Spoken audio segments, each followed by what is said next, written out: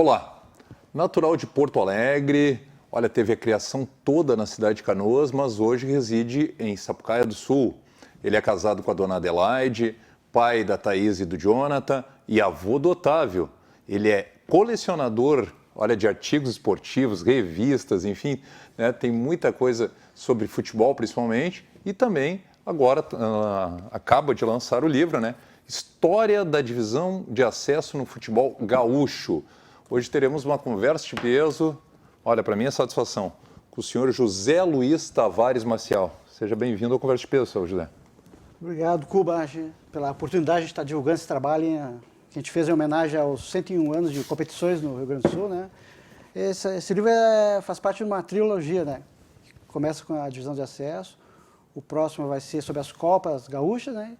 E uma terceira edição sobre o gauchão mesmo, né? Olha só, e como é que surgiu a ideia de montar esse livro, o porquê da vontade? Porque a gente conversando com a sua filha, que é a nossa colega lá na Rádio Galera, a Thaís Jobim, ela falou que o senhor tinha bastante coleção, principalmente de revistas, jornais, enfim, material né, ligado ao futebol de muito tempo. E aí começou com a parte da coleção e depois partiu para o livro. Eu sempre colecionei e gostei muito de parte estatística. Era aquele que terminava o jogo, ficava até 2 horas da manhã escutando o Antônio Augusto, aquelas estatísticas, adorava aquilo, esportivos, né? Daí, em 91, eu comecei a frequentar a federação. Fui lá buscar um jornal que eles lançaram e comecei a ter acesso aos arquivos, às súmulas, e ali comecei a fazer, além de fazer o campeonato, o resultado, pegar a ficha técnica. Então, eu já tinha esse material pronto, ia faz anos, e o meu colega Júlio, que a gente fez em parceria esse livro, lá de Santos, São Paulo, ele é médico, disse, pô, Marcelo, tem um material pronto para a gente fazer do acesso, para nós homenagear a federação? Não, tem todos os jogos, desde a primeira, segundona, em 52 até hoje.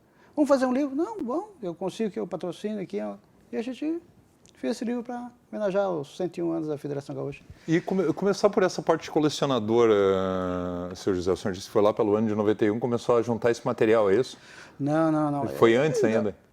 A parte estatística, sim, né? Correto. Eu sempre pegava o resultado e a data, mas daí comecei a pegar as fichas técnicas, treinador, tudo. Realmente caía de cabeça nesse material. Sim, porque daí eu tive acesso aos arquivos da federação, ficou mais fácil, né? Claro. Eles têm de 80 para cá, eles têm todas as fichas dos campeonatos lá profissionais, então tem pastas, encadernadas, então está bem organizado, né? Inclusive é uma das federações que mais dá apoio para esse tipo de pesquisa, que eu sinto com outros colegas de outros estados, que é difícil entrar, é difícil pesquisar, e se tu entra lá é uma burocracia para te pesquisar, enquanto na federação deixar nós bem à vontade. E a federação tem um acervo muito interessante, né, de material da história do futebol gaúcho. Tem. A federação na verdade, o Campeonato Gaúcho completou 100 anos, né? A federação completando 100 anos, completou 100 anos no ano passado, né? E competições esse ano, Isso mesmo. Com o gauchão, né?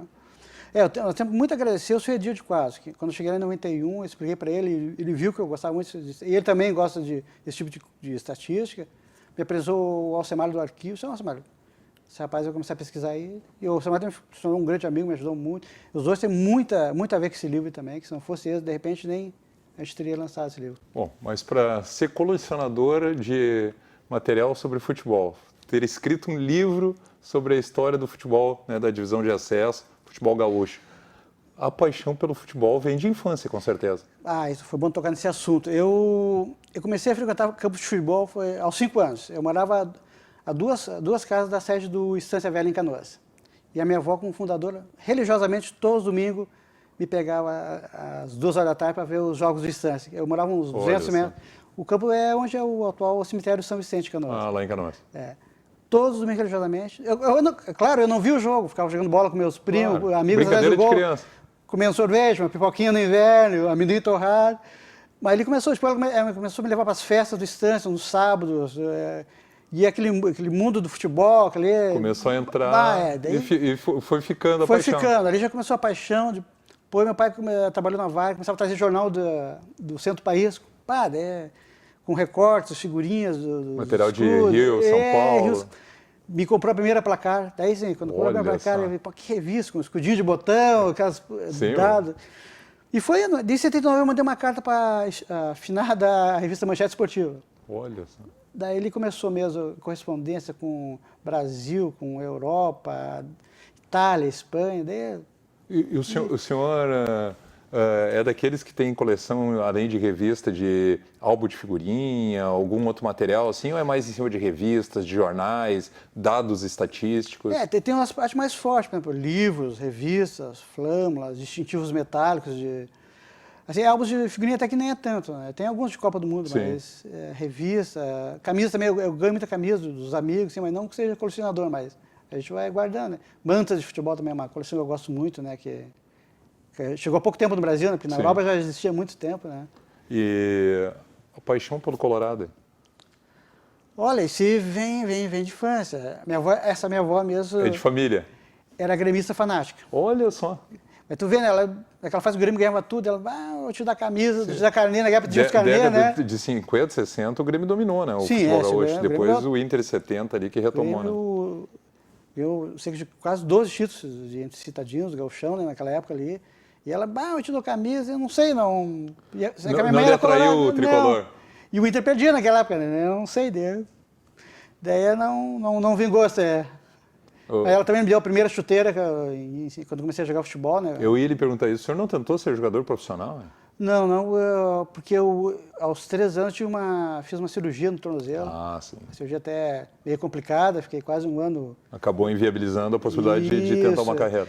Então, até bicicleta eu nunca tive por causa disso. Minha mãe e meu pai nunca quiseram me dar bicicleta, porque eu fiquei Já quase tinha um ano no passado, hospital, claro. e cirurgias, negócio de... Mas joguei E a futebol. medicina também era outra naquele momento? Não, era outra.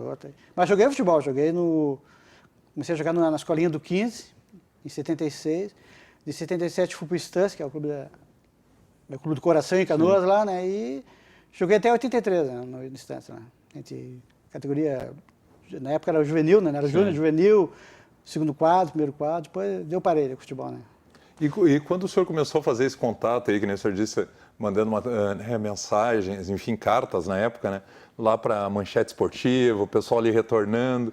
E aí, poxa, eu creio que tenha sido já uma satisfação começar a ter esse contato com o pessoal, esse pessoal de fora do estado, inclusive, fora do país. Cuba, tu sabe que é uma das coisas mais gratificantes que tem no colecionador é a amizade que tu faz.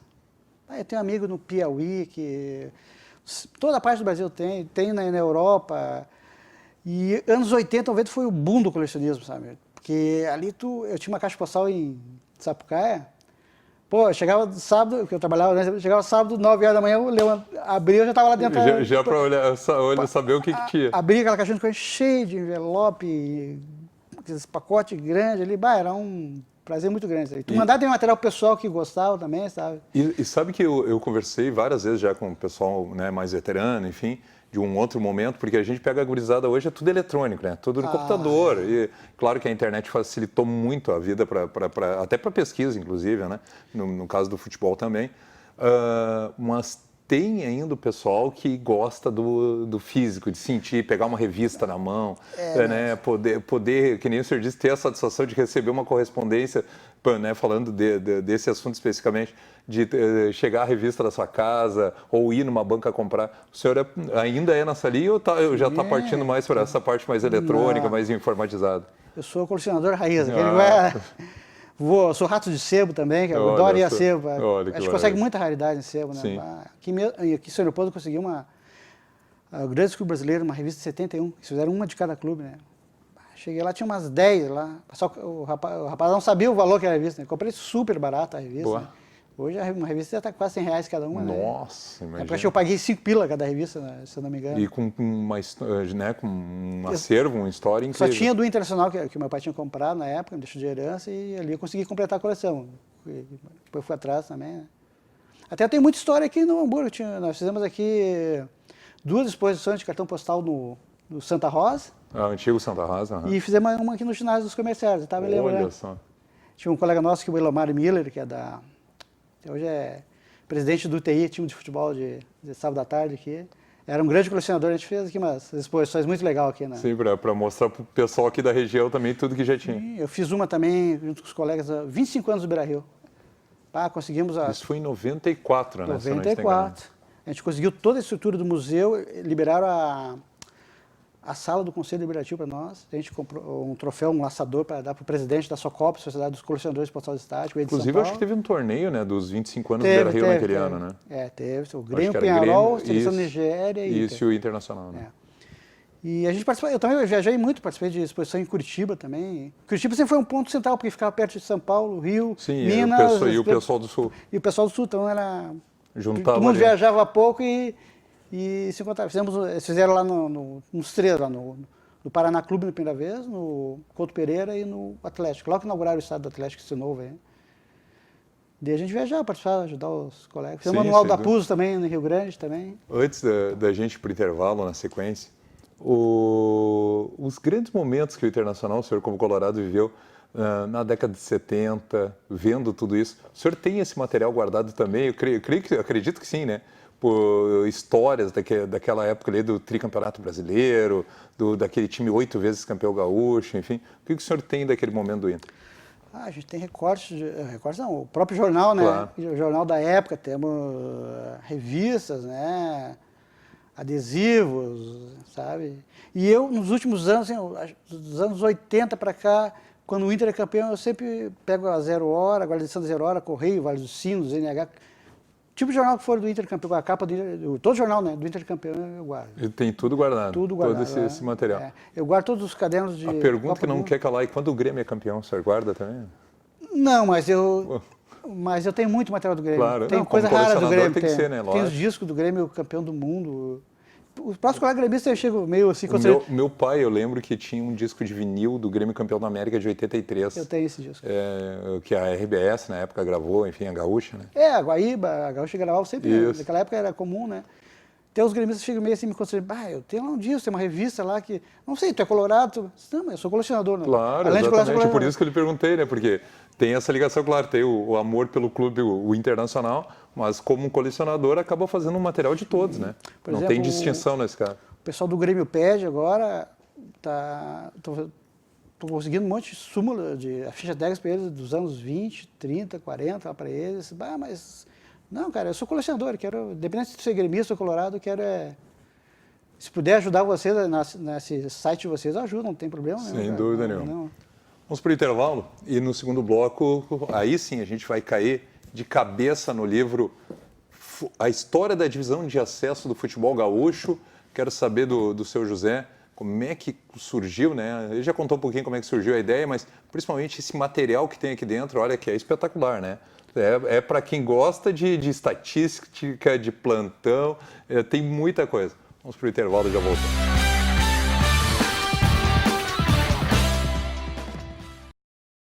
Voltando então com o Conversa de Peso de hoje, olha, para mim é satisfação. O senhor José Luiz Tavares Maciel, né? Ele que é colecionador, escritor, lançou há poucos dias o livro História da Divisão de Acesso do Futebol Gaúcho. E já a gente vai falar muita coisa sobre esse livro, mas no intervalo, né? Dizem que às vezes os programas são melhores no intervalo do que no ar, né? Os bastidores. Os bastidores.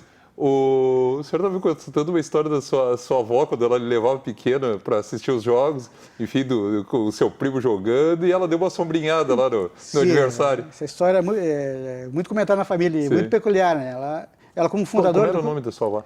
Santa Inês Tavares. Dona Santa Inês Tavares. Até, né, vou falando sobre ela, ela é fundadora do Estância, né? E o meu avô é fundador do Oriente Canoas. Quer dizer, não adianta. O futebol estava no sangue. Estava no sangue, não tinha como fugir. E o Oriente é o clube mais antigo de Canoas, né? Sim, exatamente. O clube mais antigo de Canoas. E sobre a minha avó dela, meu primo jogava na ponta esquerda do primeiro quadro do Estância, né? Onde é hoje o cemitério São Vicente, ali em Canoas. E ele passou pelo lateral, mas o lateral não pensou duas vezes, deu no meio dele, né? Minha avó também não pensou duas vezes, pegou a sombrinha e pá na cabeça do lateral. No tempo que não tinha nem tela em volta do campo, não tinha nada. Não tinha tela. Que maravilha. Essa história do futebol de várzea, claro, exatamente. Só no futebol de várzea tem, né?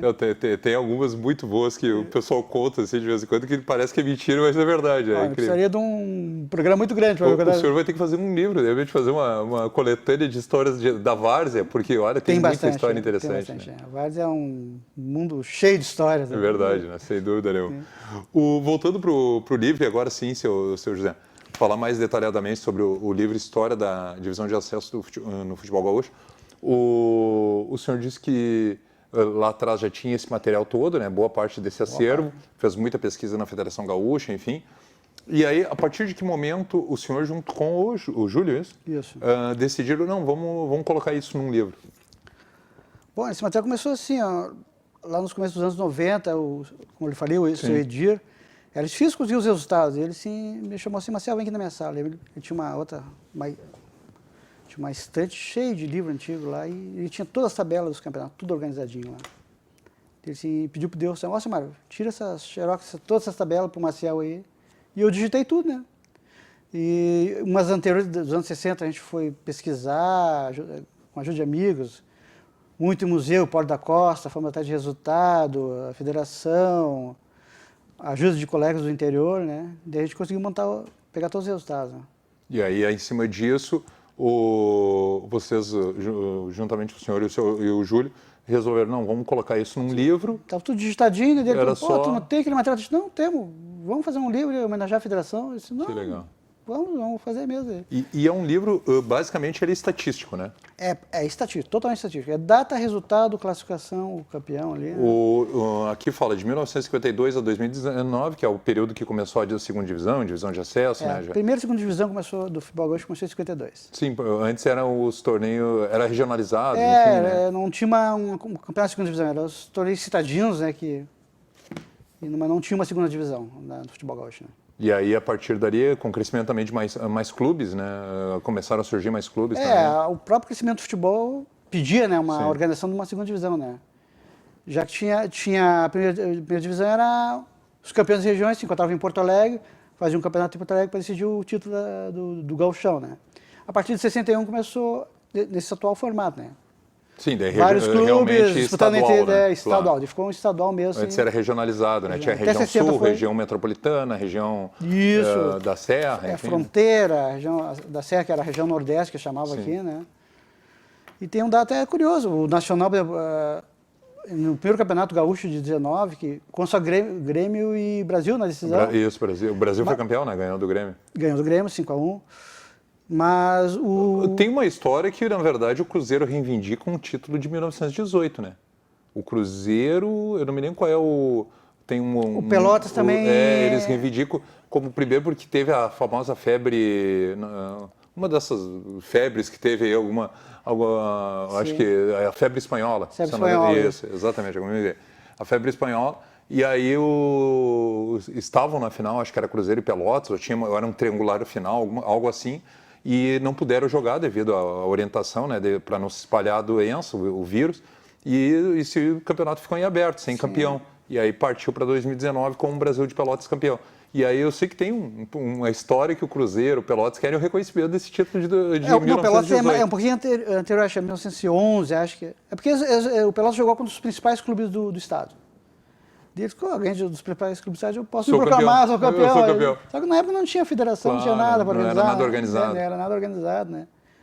E 19 tinha, não era só o Grêmio e Brasil, teve os campeões da fronteira, outros campeões, o Nacional do São Leopoldo ia para disputar uma série com o Grêmio para ver quem que ia disputar o campeonato, a final, mas tinha uma greve de ônibus, trem, na época não pôde ir, perdeu pro bonde. Na época eram os bondes, eu acho. É que eu vou falar nesse Leopoldo muito no Aimoré, né? Claro, exatamente. Mas o Nacional tem uma história riquíssima. Exatamente, o Nacional que fica ali no bairro... Sim, o Nacional é fruto de uma fusão desse Esporte Clube Nacional com o Grêmio Esportivo Leopoldense. Em 54 fizeram uma fusão e surgiu... O atual Nacional. Grêmio Esportivo Nacional. Exato, o Nacional que tem o seu campo ali do outro lado da faixa, né? Sim, na Jaciporto. Na Jaciporto, exatamente. E quem foi técnico do Grêmio Leopoldense foi o Froner.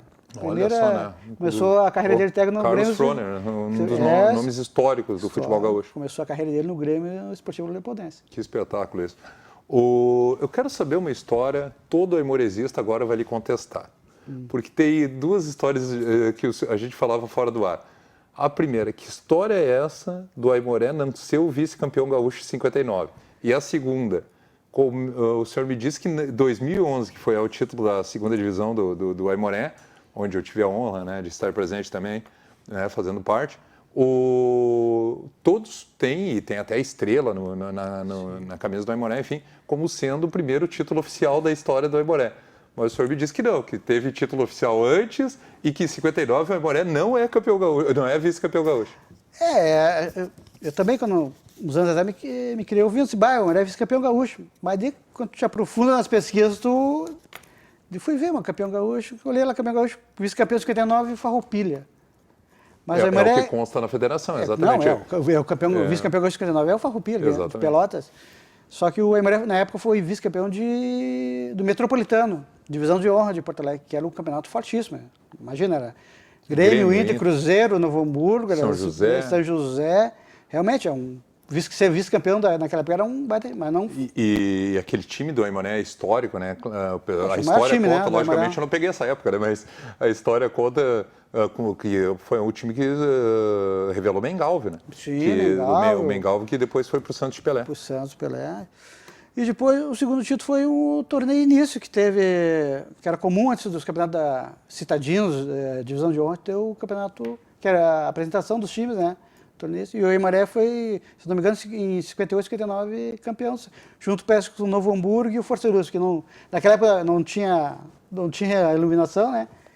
Tiveram que encerrar o campeonato. Assim. E não decidiram mais, ele ficou os 3 como campeão. E em 66 teve o campeonato profissional de São Leopoldo. Mas esses títulos, por exemplo, esse do Cidadino, que o senhor fala, e do torneio início, eles são reconhecidos pela federação? Sim, um campeonato oficial. Começava um torneio início, apresentação dos clubes. Valia taça, tudo? Valia taça. E nos anos anteriores tinha até o torneio de encerramento. Quando terminava o campeonato, eles faziam o estilo torneio. Eu acredito que boa parte da torcida aimorezista não saiba dessa história. Pô, que bom, né? Que tem mais título, né? Exato. Tomara que surjam mais, mas... E em 76 teve o campeonato profissional de São Leopoldo, que era o Aimoré, que estava na divisão especial, né? Quanto o Grêmio Esportivo Nacional, que disputava a segunda divisão do futebol gaúcho. O Nacional que tentou voltar há pouco tempo, andou disputando o Gauchão de Juniores, enfim, mas parece que no profissional, por enquanto... Ele disputou muitos anos, porque ele parou na década de 60 com a segunda divisão, disputou muitos anos o estadual de amadores, né? Isso, e há pouco tempo agora, acho que questão de 2 ou 3 anos, chegaram a montar uma equipe para disputar o estadual de juniores. Sim, nessa época ele sempre disputou juniores, sempre teve um ano hospital, no profissional é que não conseguiu mais retornar. Né? Apesar de ter uma bela estrutura ali, mas não conseguiu. Né? E até porque São Leopoldo, né, tem o Aimoré, que hoje a dimensão é muito maior que a do Nacional. Claro. Fica uma situação complicada até para conseguir verbas, enfim. Né? Não comporta 2 clubes. Exatamente, não infelizmente não tem como. Não tem como. Então, deu a Aimoré fez 3 partidas com o Nacional e foi campeão da cidade profissional. Tem as súmulas até na federação para comprovar que era oficial mesmo, não era... Olha só. Torneio amistoso, né? Isso, um torneio amistoso. Foi campeão. E nessa mesma época também o Novo Hamburgo e o Esperança também disputaram o campeonato da cidade, também oficializado. Esperança aqui de Novo Hamburgo também, Novo né? Novo Hamburgo também. Justamente, o que o senhor tem, assim, falando para o pessoal aqui de Novo Hamburgo, do Floriano, hein? Porque se fala que quando o Novo Hamburgo foi campeão gaúcho em 2017, da primeira divisão, batendo o Inter na final, se lembrou que o Novo Hamburgo já era 6 vezes vice-campeão gaúcho, claro, muito lá do tempo do Floriano ainda, enfim, mas tem toda essa história também desse tempo que né, lá de trás do Novo Hamburgo, depois teve a mudança do nome de Floriano para Novo Hamburgo, enfim. Devido à Segunda Guerra Mundial, todos os clubes que tinham ligação a colônias italianas, alemãs e japonesas também, que ia fazer parte do eixo, né, não poderiam usar nome ligado a essas colônias, tinha que mudar. O Palmeiras mudou que era Palestra, mudou para Palmeiras, o Cruzeiro também, teve esse nome, era Palestra também, o Cruzeiro, e o Novo Hamburgo passou para Floriano. Retornou o nome oficial de Novo Hamburgo em 1968. Olha só. Ficou todo esse tempo, eu ia dizer, é praticamente recente, né? Dá para se dizer isso? 68 conseguiram retornar com o nome de Novo Hamburgo. Desde a final da Segunda Guerra Mundial até essa época. A guerra terminou em 45, levou 23 anos para voltarem a um nome... E tu falou sobre o Floriano, tem as fichas técnicas dos campeonatos do Novo Hamburgo, acho que todas, né? Do Floriano também nessa época, né? Outros clubes aqui da nossa região que fizeram história e o Sapucaense ainda está na ativa. O 15 de Cambuí parece que tem um projeto para retornar ao profissional em 2021 ou 2022, pelo menos tem algo de bastidores. Eu vi aqui no seu livro, tem ali a estatística do Sapucaense campeão da divisão de acesso 2008, né? Já estive onde? E na partida final ali. Olha só. E até um projeto. Tinha agora lá o Lacerda, outros jogadores né, que fizeram sucesso no estado. Nosso grande capitão, Lacerda, campeão do título. Até tem um projeto, quero fazer um livro sobre o profissional todas as partidas, ficha técnica do Sapucaense como profissional, né? Resgatar que tem muita partida do amador, do estadual de amadores. O Sapucaense ele tem uma grande história no amador também, né? Tem. Até quando eu vi um site mesmo botaram colocaram o Aimoré começou a disputar competições na federação nos anos 90. Negativo. A primeira partida oficial do Sapucaense em competições amador foi em 62 contra o Guarani da Charlau. Tinha do estadual de amadores, né? Olha só. E começava a eliminatória, que o Sapucaense jogava com o São Leopoldo, depois ia com times de Canoa, assim, até chegar às fases finais, né? O estadual de amador chegou a ter mais de 200 clubes disputando. Nossa. Nos vários tempos, 60, 70 ali, né? Tu vê a força que era, né? Para a gente encaminhar em encerramento do nosso bate-papo, seu José, o pessoal que tem interesse, gostaria de ter acesso ao livro, como é que faz para ter esse material? Sim, como esse livro foi feito em São Paulo, que é o preço mais ameno, né? O médico Júlio Bove Diogo.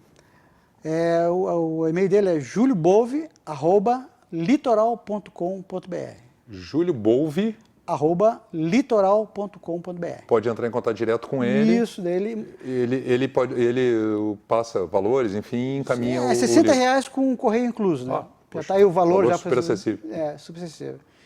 Então, o pessoal que gosta de estatística, gosta de história do futebol gaúcho, né? E esse é só o primeiro, parece que vai vir uma sequência aí, como o senhor disse no primeiro bloco. Não é repórter, vai ter uma trilogia, né? Vai ter mais dois volumes aí. O outro aí vai ser uma capa amarela, né, para fazer e outro com a capa vermelha, não por causa do Inter. Então, mas sim, pelas cores do Bandeira do Rio Grande do Sul, né? Exato. Daí a gente fechar essa trilogia. As copinhas, depois o Campeonato Gaúcho em si, né? O divisão especial. Seu José, poxa, uma satisfação. Cuba, o prazer foi todo meu. Olha, muito obrigado pela sua participação no Conversa de Peso e sucesso ainda maior, parabéns pelo trabalho. Não, e no futuro a gente poder voltar aqui para divulgar os outros livros, né? Com certeza, vai ser sempre bem-vindo, contigo com toda certeza. Olha, hoje tivemos uma Conversa de Peso com o senhor José Luiz Tavares Maciel, ele que é colecionador, escritor. Então fica o convite, né? O pessoal que quiser ter acesso ao livro História da Divisão de Acesso no Futebol Gaúcho, manda um e-mail lá para o juliobove@litoral.com.br. É isso mesmo, né? juliobove@litoral.com.br. Só entrar em contato, ele vai passar as informações, enfim, e já encaminha o livro. Certo? Obrigado, até uma próxima, seu Até a próxima. José. Conversa de Peso de hoje fica por aqui.